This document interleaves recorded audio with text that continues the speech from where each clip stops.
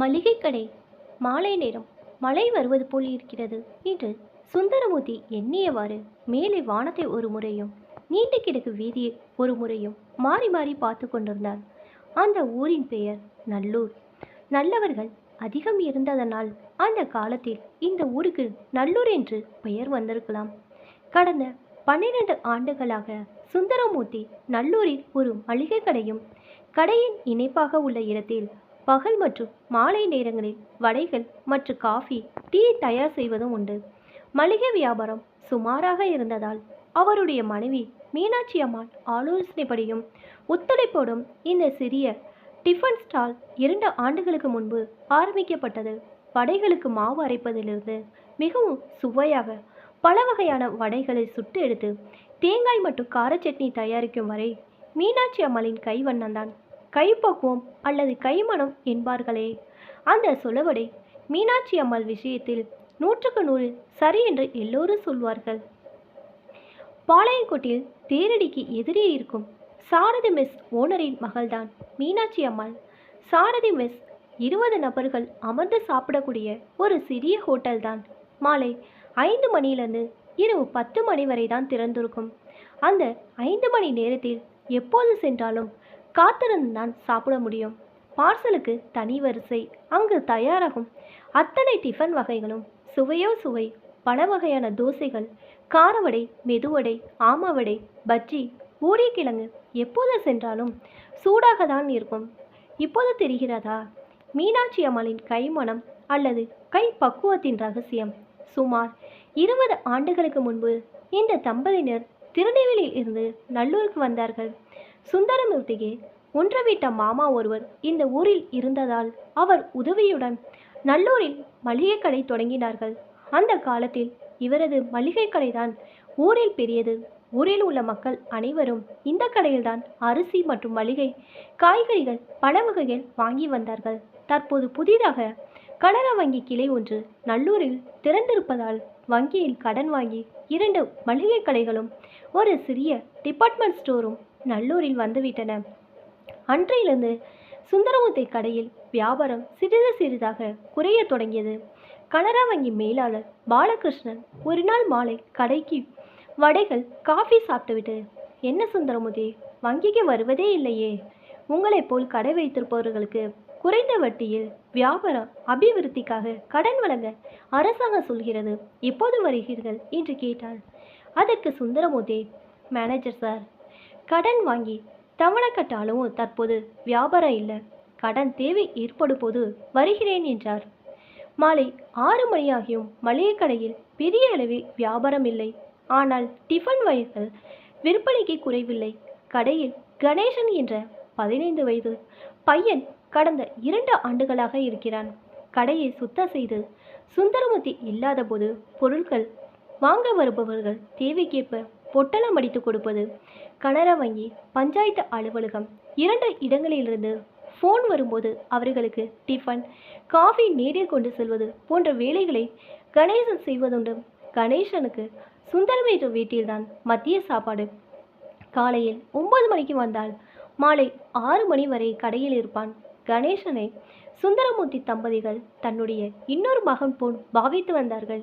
வீதியில் யாரோ ஒரு மனிதர் மிக மெதுவாக நடந்து வருவது தெரிகிறது. கடை அருகில் அந்த உருவம் வருகிறது. சுந்தரமூர்த்தி உற்று நோக்குகிறார். பழுப்பு நிற பச்சைக்கச்சம் வேட்டி, கலைந்த சட்டை, அழுக்கான பழைய நோட்டு சகிதம். இடது கையில் ஒரு தகர பெட்டி, வலது கையில் ஒரு குடையுடன் வந்தார். வந்தவர் கடை முன்னே போட்டிருந்த நீல பெஞ்சில் மெதுவாக அமர்ந்தார். வானம் இருண்டு கொண்டு வந்தது. மழை எந்த நேரமும் பெய்யலாம் என்பது போல் தூரத்தில் மின்னல் மின்னுவதும் இடி இருப்பதும் கேட்டன. மரங்களுக்கு உள்ள இலைகள் வேகமாக அசைந்து குளிர்ந்த காட்டும் வீச ஆரம்பித்தது. சுந்தரமூர்த்தி ஒரு பெரு மூச்சு விட்ட பின் வந்தவரிடம், ஐயா, உங்களை பார்த்தா நீண்ட தூரம் நடந்து வந்திருப்பீங்க போல் தோன்றுகிறது. ஏதாவது சாப்பிட்றீங்களா? வடை, காஃபி தரட்டுமா என்று கேட்டார். வந்தவர் சுந்தரமூர்த்தியை ஏறிட்டு பார்த்துவிட்டு முதலில் சிறிது நேரம் ஒன்றுமே பேசவில்லை. பிறகு, நன்றியா, பசி இருக்கதான் செய்கிறது, ஆனால் எனக்கு ஒன்று வேணா என்றார். சுந்தரமூர்த்திக்கு குழப்பமாக இருந்தது. வந்தவர் ஒருவேளை மனநிலை சரியில்லாதவரோ என்று நினைத்தார். எது எப்படியோ வந்தவர் பசி என்று சொன்னதால் 2 மெதுவடைகள் சட்னியுடன் ஒரு பித்தளை டம்ளரில் தண்ணி கொண்டு வந்து வந்தவர் முன் வைக்கிறார். வந்தவர் ஒரு நிமிடம் வடைகளையும் காஃபியையும் பார்த்துவிட்டு உடனே வேகமாக சாப்பிட ஆரம்பிக்கிறார். சிறிது நேரம் கழித்து இன்னொரு பித்தளை டம்ளர் டவராவில் காஃபியும் வருகிறது. காஃபியை வாயில் வைத்து மிகவும் ருசித்து குடிக்கிறார். சாப்பிட்டு முடித்ததும் கடையின் பின்பக்கம் சென்று கிணற்றடியில் நன்றாக கைகளை கழுவிவிட்டு செம்மண் சகதி படிந்த கால்களையும் சுத்தம் செய்கிறார். கடையின் முன்பு வந்து பெஞ்சில் அதே இடத்தில் அமர்கிறார். சுந்தரமூர்த்திக்கோ ஒன்று புரியவில்லை. வந்தவர் சாப்பிட்டதற்கு காசு கொடுப்பதாக தெரியவில்லை. காசு உடனே கேட்பதா இல்லை சிறிது நேரம் கழித்து கேட்கலாமா என்று யோசிக்கிறார். இதற்கிடையில் 5-6 நபர்கள் கடைக்கு வந்து மளிகை ஜாமான்களும் வடைகள் பார்சலும் வாங்கி சென்றனர். வந்தவர் சிறிது தயக்கத்துடன் சுந்தரமூர்த்தியை பார்த்து, ஐயா, என்னை மன்னிக்கவும். வடைகள் காஃபி சாப்பிடும் முன்பே நான் உண்மையை சொல்லியிருக்க வேண்டும். இதோ என்னிடம் 5 ரூபாய்கள் மட்டும்தான் இருக்கிறது. தயவு செய்து பெற்றுக்கொள்ளுங்கள் என்கிறார். மழை சோவென்று பெய்ய ஆரம்பித்து விட்டது. வந்தவரை பார்க்கவும் சுந்தரமூர்த்திக்கு பரிதாபமாக இருக்கிறது. ஆனால் ஓசையில் கொடுக்கும் அளவு தன்னுடைய நிலைமை தற்போது இல்லை என்றும் நினைக்கிறார். நடந்ததையெல்லாம் உள்ளே இருந்து பார்த்து கொண்டிருந்த அவர் மனைவி மீனாட்சி அம்மாள் தன் கணவரை உள்ளே அழைத்து, இதோ பாருங்க, வந்தற்பரை பார்த்தா மிகவும் பாவமாக இருக்கிறது. அவரிடம் காசு எதுவும் வாங்க வேண்டாம். நமது வீட்டுக்கு வந்த விருந்தினர் என்று நினைத்துக் கொள்வான் என்கிறாள். சுந்தரமூர்த்திக்கு அதுதான் சரி என்று தோன்றியது. வெளியே வந்து, ஐயா, நீங்கள் கொடுக்க விரும்பும் 5 ரூபாய் உங்களிடமே இருக்கட்டும். அடுத்த முறை கடைக்கு வரும்போது நீங்கள் பணம் தந்தால் போதும் என்கிறார். வந்தவர் ஒன்றும் பேசாமல் நன்றியோடு சுந்தரமூர்த்தியை பார்க்கிறார். குடை மற்றும் தகர பெட்டியை எடுத்துக்கொண்டு புறப்பட தயாராகிறார். சுந்தரமூர்த்திக்கோ என்ன செய்வது சொல்வது என்று தெரியவில்லை. வந்தவர் கையில் குடை இருந்தாலும் இந்த கொட்டுகிற மழையில் அவரால் செல்ல முடியுமா? ஐயா, இன்று இரவு இங்கே தங்கியிருந்து விட்டு மழை நின்ற பின் காலையில் செல்லுங்கள். மணி 8:30. நான் கடையை மூடும் நேரமாகிவிட்டது. மழை இன்று இரவு முழுவதும் விடாமல் பெய்யும் என்று நினைக்கிறேன். நான் இங்கு இருப்பது தங்களுக்கு சிரமமாக இருக்கும் தானே? நான் அப்படி சிரமமாக நினைக்கவில்லை. இங்கு தங்கிவிட்டு நாளை காலையில் நீங்கள் செல்லலாம். ஆமாம், நீங்கள் யார்? உங்கள் பெயர் என்ன? எங்கிருந்து வருகிறீர்கள்? ஐயா, நீங்கள் கடையை மூடிட்டு இரவு உணவு அரித்துவிட்டு சாவகாசமாக வாங்க. நான் என் கதையை அப்புறமா சொல்கிறேன். சுந்தரமூர்த்தி கடையை பாதி மூடிவிட்டு உணவு அருந்த வீட்டுக்குள் செல்கிறாள்.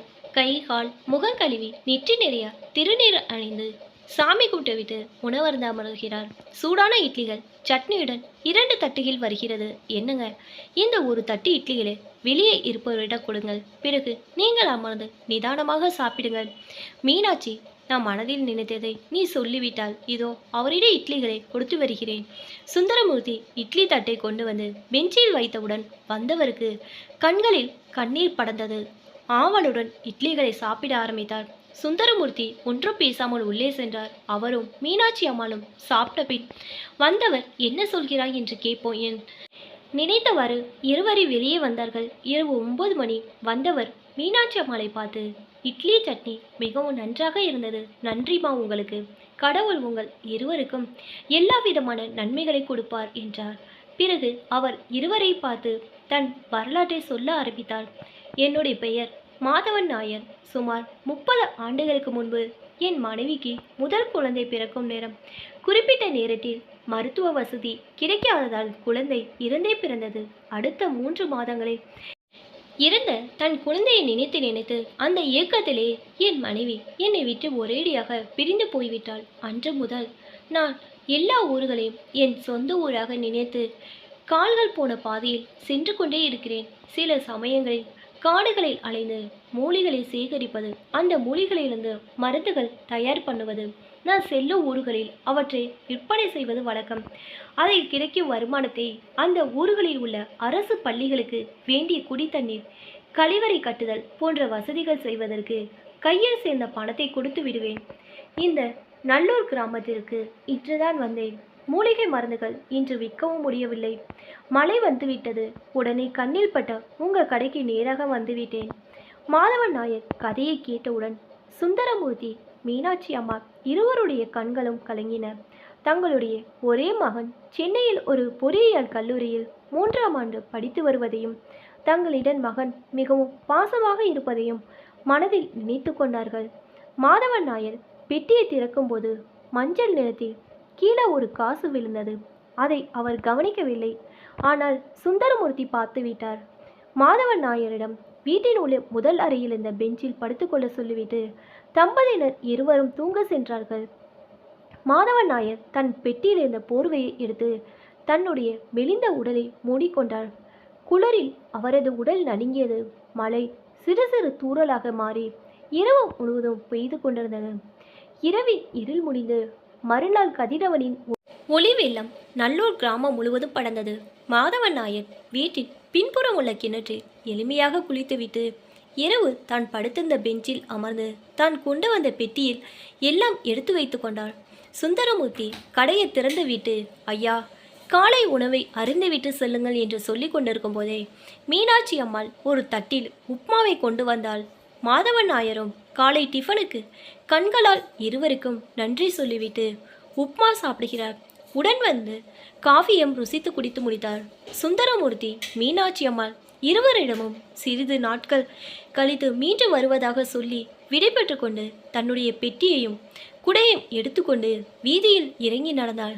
காலை மணி 9 ஆகிவிட்டது. கணேசன் வந்து கடையையும் வீட்டையும் சுத்தம் செய்ய ஆரம்பித்தான். முதலாளி, இதோ ஒரு காசு மஞ்சள் நிறத்தில் கிடைக்கிறது, இந்த சுருக்கு பையும் கீழே கிடந்தது என்று சொல்லியவர் கணேசன் காசையும் சுருக்கு பையையும் சுந்தரமூர்த்தியிடம் கொடுக்கிறான். கணேசன் கொடுத்தவற்றை எடுத்துக்கொண்டு சுந்தரமூர்த்தி வீட்டுக்குள் சென்று தன் மனைவியிடம் காட்டுகிறார்.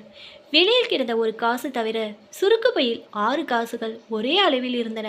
அத்தனையும் தங்க காசுகள், ஒவ்வொன்றும் 1 பவுன். சுந்தரமூர்த்தி 2 ஆண்டுகள் பாளையங்கோட்டை மார்க்கெட் அருகில் உள்ள உமா ஜுவல்லர்ஸ் கடையில் வேலை பார்த்திருந்ததால் காசுகளை பார்த்தவுடன் அவை எல்லாமே சுத்தமான தங்க காசுகள் என்று கண்டுபிடித்து விட்டார். மீனாட்சி அம்மாளுக்கோ வியப்பு தாங்கவில்லை. ஏங்க, இத்தனை தங்க காசுகள் வைத்துக்கொண்டு மாதவன் நாயர் சாப்பிட டிஃபன் கூட கொடுக்க காசு இல்லை என்று ஏன் சொன்னார்? மீனாட்சி, எனக்கும் அதுதான் விளங்கவில்லை. எனினும் சிறிது நேரம் கழித்து மாதவன் வருவார். அவர் வந்தவுடன் நாம் அந்த தங்க காசுகளை அவரிடமே கொடுத்து விடலாம். அதுவரை இவற்றை நீ மிகவும் பத்திரமாக அலமாரியில் வைத்து பூட்டிவிடு என்று சொல்லிவிட்டு சுந்தரமூர்த்தி கடை வியாபாரம் பார்க்க ஆரம்பித்து விட்டார். வழக்கம் போல் மளிகை வாங்க வரும் நபர்களை விட வடைகள் மற்றும் காஃபி சாப்பிட வரும் நபர்கள்தான் அன்று அதிகம். மாலை மறந்து இரவும் வந்தாகிவிட்டது. கடையை பூட்டும் நேரம். மாதவன் நாயர் வரவில்லை. ஒவ்வொரு நாளும் காலை மாலை இரவு என்று 1 வாரம் 2 வாரம் ஆகியும் மாதவன் நாயர் வரவில்லை. அன்று ஞாயிற்றுக்கிழமை இரவு மீனாட்சி அம்மாள், எங்க மாதவன் நாயர் வரவில்லை, 7 காசுகளில் 2 மட்டும் எடுத்துக்கொள்ளலாம். அந்த காசுகளை விட்டு நமது கடைக்கு வேண்டிய பொருட்களை நாளை திங்கட்கிழமை நீங்கள் சென்று வாங்கி வாருங்கள். ஒருவேளை மாதவன் நாயர் வந்தால் நாம் ஏதாவது சொல்லி சமாளித்து கொண்டு மீதமுள்ள தங்க காசுகளை அவரிடம் கொடுத்து விடலாம் என்றாள் மீனாட்சி. நீயோ நானோ அடுத்தவர் பொருளுக்கு இன்று வரை ஆசைப்பட்டதில்லை. ஆனால் இப்போது நீ பேசுவது எனக்கே ஆச்சரியமாக இருக்கிறது என்றார் சுந்தரமூர்த்தி. நம்முடைய கஷ்ட நிலைமையை பார்த்து கடவுளே மாதவன் நாயர் வடிவத்தில் வந்து இந்த சிறிய உதவி செய்வது போல் தெரிகிறது. இந்த பணத்தை நாம் கடன் என்று கருதி மாதவன் நாயர் வரும்போது கண்டிப்பாக கொடுத்து விடலாம். மறுநாள் காலை கணேசனும் மீனாட்சி அம்மாளும் கடையை பார்த்து கொள்ள சொல்லிவிட்டு சுந்தரமூர்த்தி 20 கிலோமீட்டர் தூரமுள்ள திருநெல்வேலிக்கு 2 தங்க காசுகளுடன் செல்கிறார். 2 தங்க காசுகளை விற்று அந்த பணத்தில் கடைகளுக்கு வேண்டிய பொருட்களை வாங்கி கொண்டு மீனாட்சி அம்மாளுக்கு 2 நல்ல சேலைகள், கணேசனுக்கு 2 செட் ரெடிமேட் துணிகள் எடுத்துக்கொண்டு மாலை நல்லூர் திரும்புகிறார். அடுத்த 2 நாட்கள் முழுவதும் வீட்டிற்கு கிடைக்கும் பெயிண்ட் பூசுவதில் கலைந்து விடுகிறது. மளிகை கடையில் பொருட்கள் நிறைந்து காணப்படுகிறது. 3வது நாள் முகத்தில் மிகவும் மகிழ்ச்சியுடன் சுந்தரமூர்த்தி கரையில் அமர்கிறாள். மக்கள் கூட்டம் நிறைய வருகிறது. வியாபாரம் நல்லா நடக்கிறது. நல்லூரில் வசிக்கும் 90 வயது நிரம்பிய ஒரு முதியவர், சுந்தரமூர்த்தி, கடவுள் கண் திறந்து விட்டார். இனி உன்னுடைய வாழ்நாள் முழுவதும் கடவுளுடைய அருள் உனக்கு உன் குடும்பத்திற்கு நிச்சயம் ஒன்று என்று வாழ்த்தினான். பகல் பொழுது கழிந்து மாலை மறைந்து இரவு 9 மணிக்கு கடையை மூடிவிட்டு சுந்தரமூர்த்தி வீட்டுக்குள் வந்து முகம் கை கால் கழுவி வழக்கப்போல் நெற்றியில் திருநீர் பூசிய பின் இரவு உணவு அணுந்து அமர்கிறார். பகல் முழுவதும் கடையில் இருந்ததால் மனதில் ஒன்றும் தோன்றவில்லை. சுட சுட தட்டில் தோசைகள், சட்னி இருக்கிறது. முதல் துண்டு தோசையை பிட்டு வாயில் போடுவதற்கு முன்பு மீனாட்சி அம்மாள் முகத்தை பார்க்கிறார். இருவர் கண்களும் கலங்கின்றன. என்னங்க, நாம் செய்த மிகப்பெரிய தவறுதான். ஆனால் மாதவன் நாயர் எப்போது வந்தாலும் கனரா வங்கி நம் ஊரிலே இருக்கிறது. வங்கி மேலாளர் எப்போது வேண்டுமானாலும் நமக்கு கடன் தருவதாக கூறியிருக்கிறார். மனசு கலங்காதீங்க என்கிறார் மீனாட்சி அம்மாள். மழைக்காலம் முடிந்து இளவேனை காலம் தொடங்கிவிட்டது. 6 மாதங்கள் ஓடிவிட்டன. வசந்த காலம், இலையுதிர் காலம் முடிந்து மீண்டும் மழைக்காலம். ஆண்டு ஒன்று கடந்துவிட்டது. ஆனால் மாதவன் நாயர் வரவே இல்லை. சுந்தரமூர்த்தி 7 தங்க காசுகள் 2 தங்க காசுகளை பணமாக மாற்றி செலவுகளை செய்தது போக மீதி 5 தங்க காசுகள் இருக்கும். சுருக்கு பையை அலமாரியிலிருந்து எடுக்கவே இல்லை.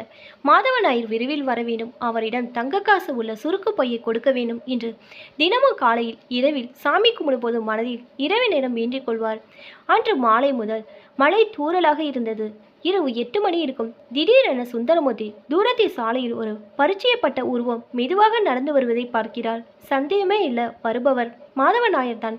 சுந்தரமூர்த்தி நெஞ்ச படப்படவென்று அடித்துக் கொள்கிறது. வீட்டின் உள்ளே சென்று மீனாட்சி அம்மாளிடம் மாதவன் நாயர் வந்து கொண்டிருப்பதை சொல்கிறார். மீனாட்சி அம்மாள் பதட்டப்படவில்லை, அமைதியாக சொன்னாள், மாதவன் நாயர் வரட்டும், நீங்களாக ஒன்றும் சொல்ல வேண்டாம். அவர் எப்போது கேட்கிறாரோ அப்போது நாம் இருவரும் அவரிடம் உண்மை சொல்லிவிடலாம். சுந்தரமூர்த்தி வீட்டுக்குள்ளே இருந்து கடைக்கு வரவும் மாதவன் நாயர் வந்து அலுப்புடன் கடை முன்னிருந்த பெஞ்சில் தான் கொண்டு வந்த தகரப்பெட்டி குடையை வைத்துவிட்டு அமரவும் சரியாக இருந்தது. சுந்தரமூர்த்தி, வாங்க மாதவன் நாயரே, உங்களை பார்த்து நீண்ட நாட்களாகிவிட்டது. உங்களை பார்த்தால் மிகவும் களைப்புடன் இருப்பதாக தெரிகிறது. வடை காஃபி சாப்பிட்றீங்களா என்று கேட்கிறார். மாதவன் நாயர் சிறு புன்னையுடன், நீங்கள் என்ன டிஃபன் கொடுத்தாலும் இன்று சாப்பிடுகிறேன். உண்மையில் பசி அதிகமாக தான் இருக்கிறது என்றார். 2 பேருமே வீட்டுக்குள் வந்து சாப்பிடுங்கள். இன்று இரவு டிஃபன் சப்பாத்தியும் மசாலா இல்லாத குருமாவும் என்று மீனாட்சி அம்மாள் சொன்னதும் இருவரும் உள்ளே வந்து தரையில் அமர்கிறார்கள். மிருதுவான சப்பாத்திகளும் சுவையான குருமாவும் சாப்பிட்டு முடித்தவுடன் இருவரும் வீட்டின் முன் அறைக்கு வந்து பெஞ்சில் அமர்கிறார்கள்.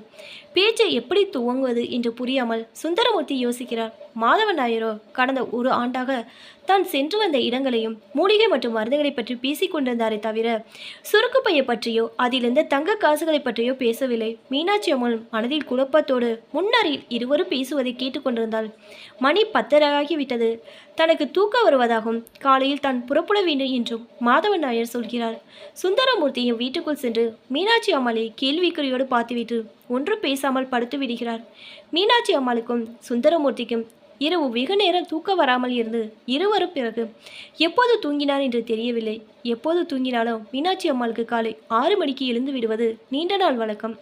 மீனாட்சி அம்மாள் வேகமாக குளித்துவிட்டு சூடான ஃபில்டர் காஃபி தயாராக கொண்டு வரவும் சுந்தரமூர்த்தியும் மாதவனையரும் பல் துளக்கி விட்டு வரவும் சரியாக இருந்தது.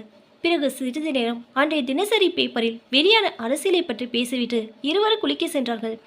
சூடான சிறு பருப்பு பொங்கலும் வடைகள் சட்னி சாம்பாரும் மிகவும் சுவையாக இருப்பதாக மாதவன் ஐயர் சொல்கிறார். வீட்டில் கடையில் புதியதாக பெயிண்ட் பூசியிருக்கீர்கள். கடையில் நிறைய பொருட்கள் இருப்பதை பார்த்தாலே மனதுக்கு திருப்தியாக இருக்கிறது.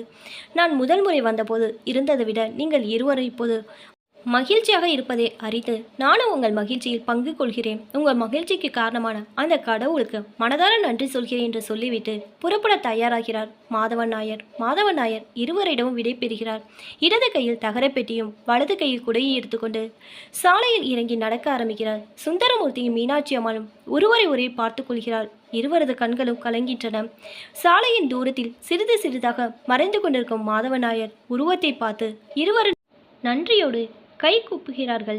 சென்ற ஆண்டு இந்த நல்லூருக்கு தான் மிகவும் களைப்போடும் பசியோடும் வந்தபோது தன்னை உறவினருக்கும் மேலாக பிரியத்துடன் கவனித்து உணவளித்து முன்பின் அறிமுகமில்லாத தனக்கு தங்க இடம் கொடுத்து உபசரித்த சுந்தரமூர்த்தி மீனாட்சி அம்மாள் ஆதர்ஷ தம்பதியருக்கு தான் அளித்த பரிசுதான் சுருக்கப்பையில் உள்ள 7 தங்க காசுகள் என்று ஒரு சிறு புன்னகையுடனும் மகிழ்ச்சியுடன் ஒருவித மன திருப்தியுடன் நினைத்து கொண்டு மெதுவாக நடந்து செல்கிறார் மாதவன் ஐயர்.